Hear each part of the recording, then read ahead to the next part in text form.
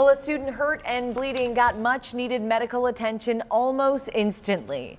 As WDRB's Crystal Goodner shows us, several Central High School students knew exactly what to do from the training they learned in class. What first seemed like a routine day in PE class quickly turned into an emergency. I heard a collision and I kind of seen it. And at first I didn't think it was that big because I seen them get up until I seen a Montez running over to him.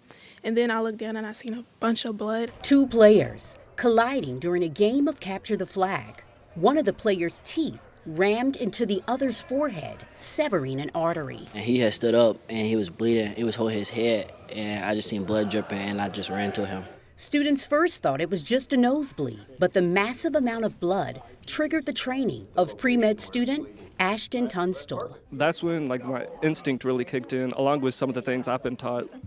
During our sophomore year, we learned a lot about emergency procedures and just really how to assess a scene and get everything situated. He needs to have 30 pounds of pressure. Here at Central, students are taught emergency procedures and can take classes like pre-med, pre-nursing, and sports medicine. If we want to at least get the bleeding to initially slow down, that we'd need them to sit. Just grabbing a bunch, opening them, handing them off to them so they can switch it out with the paper towels so it's more sanitary. The students were in full ER mode. Here she's packing the wound. And their professionalism surprised their teacher more than the puddle of blood on the gym floor. I walked in here and there was blood everywhere, and the kids are just calmly opening gauze, applying pressure, and doing everything as if they've been doing this their whole lives. And then you stop the bleed and you save a life. While you're treating somebody, you don't want them to see that sort of fear that you have. The student was taken to the emergency room, given stitches, and later released. He's now fine and back at school. That the knowledge that they learn in this classroom isn't just classroom knowledge,